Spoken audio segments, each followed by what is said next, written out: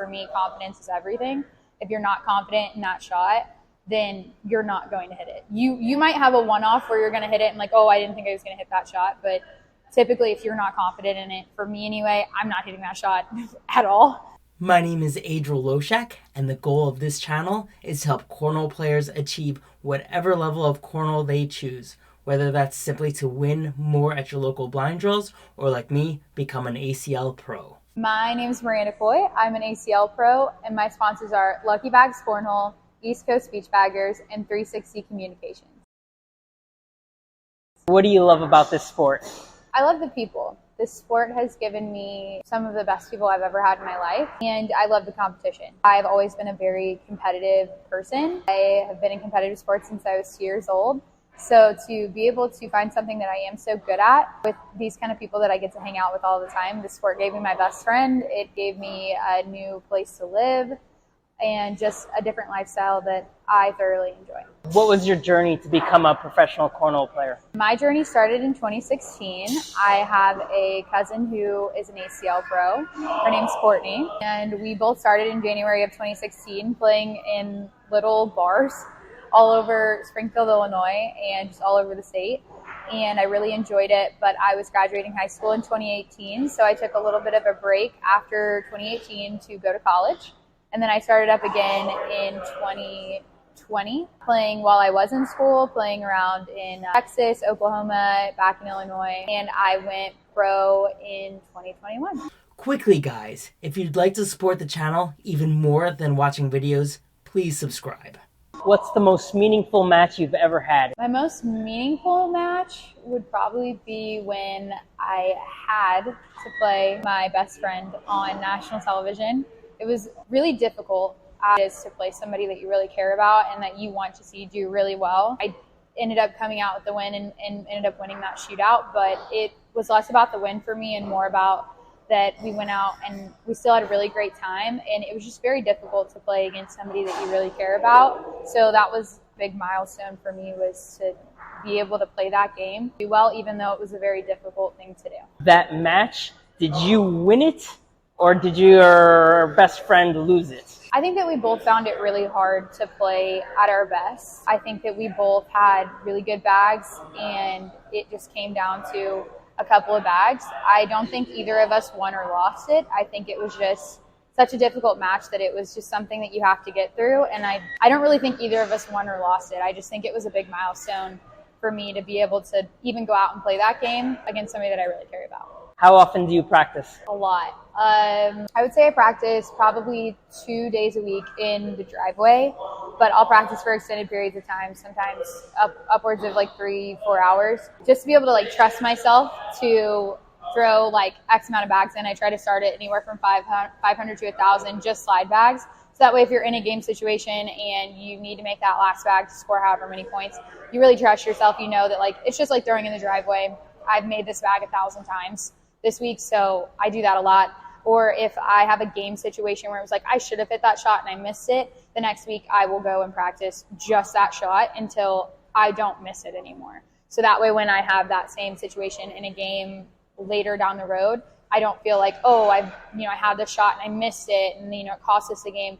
I think about the fact that like I missed it, but then I went out and practiced, and I trust myself enough to trust my practice and know that I played and fix my problem. The other practice is just blind draws. We have a lot of blind draws in Florida, so just game situations, playing against all kinds of different people, anywhere from intermediate to other pros.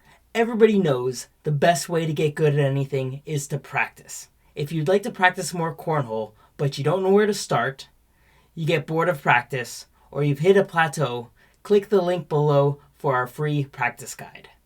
Depending on when you watch this video, it's either going to be a free practice guide or a full-on practice app with over 15 different games to improve your cornhole ability.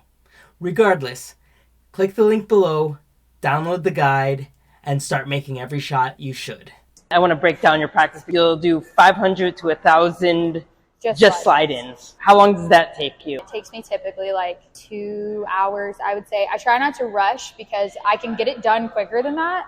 But I try, and it's not 500 to 1,000 just bags. It's 500 to 1,000 like you have to make them. I will do 4 sets of bags. I will do 2 of one series. So typically I'll do 2 sets of surefires and then 2 sets of snipers. And then I will also do one of each of those sets is not like fully broken in, because sometimes you're like, oh, like this set of bags is like, you know, it's not broken in all the way yet. I like to kind of take that factor out of my head and just know that it doesn't matter the variance of are they super broken in or they're not, or they're in the middle, that I'm not worried about their level of like where they're at. If I had an awful weekend and I just couldn't put anything together, like my first national last year in Texas, I couldn't throw a bag. I threw about 1,000 for like most of that next week just because I was really frustrated. My practice routine pretty much stays pretty typical like that. What's the next part of your practice? I will just kind of pick out where I feel like maybe some of my weaknesses are and where maybe I'm not feeling like super confident. I try to be really honest with myself about my own game. If I'm feeling really confident about my roll bag, I'll practice it, but maybe 50 times that day. If I'm not feeling confident about it, I'll practice it a lot more, somewhere like around 100 to 200 times, just to feel that like comfortability and confidence in the game, because for me, confidence is everything.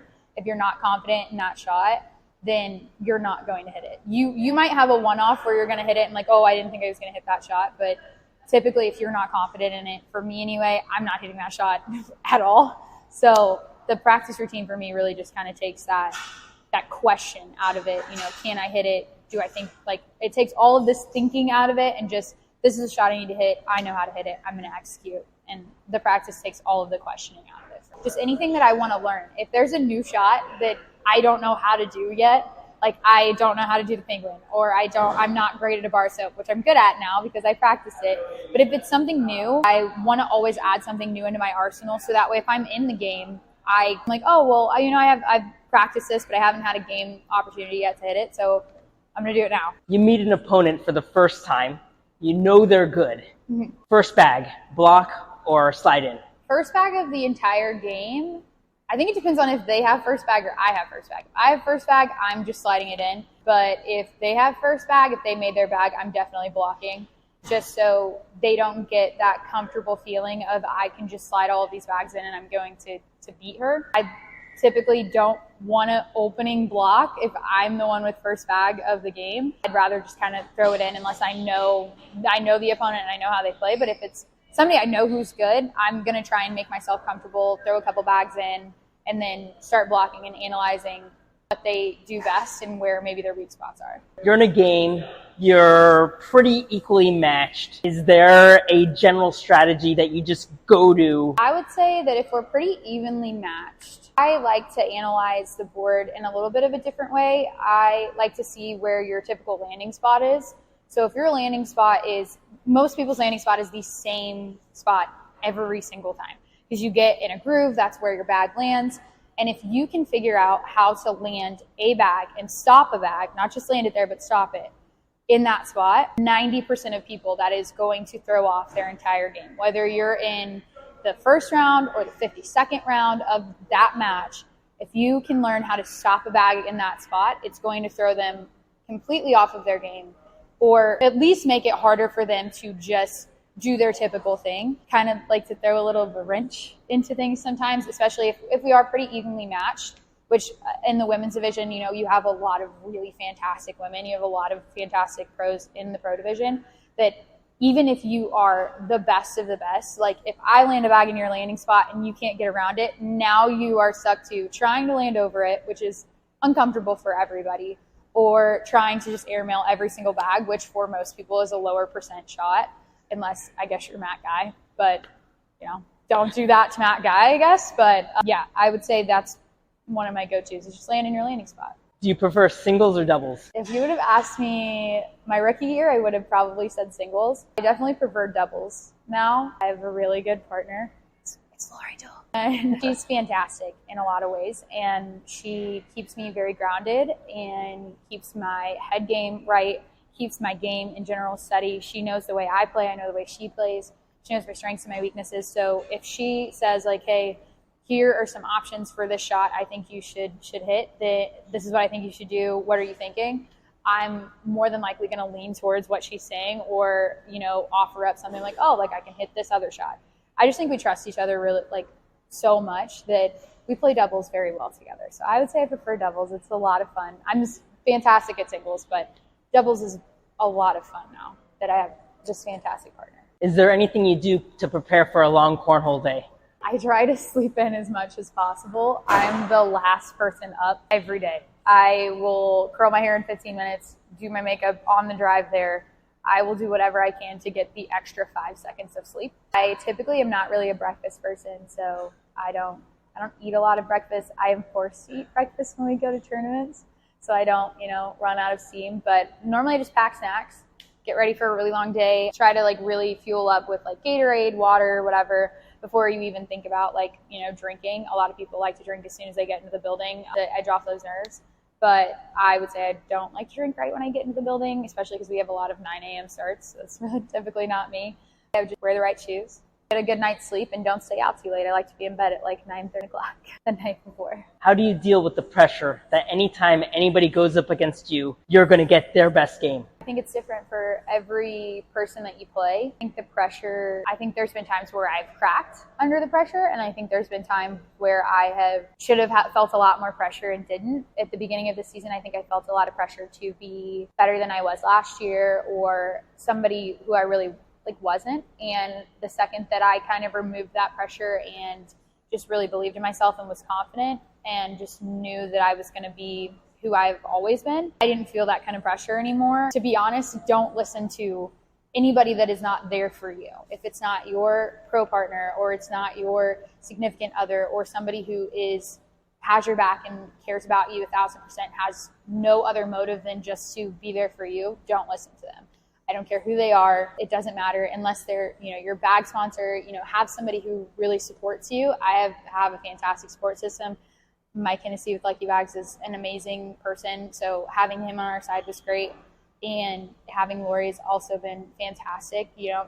Listen to those people in your corner, and that pressure just fades away. What are your dreams and goals? My dreams and goals, I think they change every day. My dreams and goals, probably just to, no matter what I decide to do with cornhole or my life or anything in general, just surround myself with great people, which I think I continue to do every day, and just to be happy, which I think those kind of go hand in hand, and just to make yourself proud first.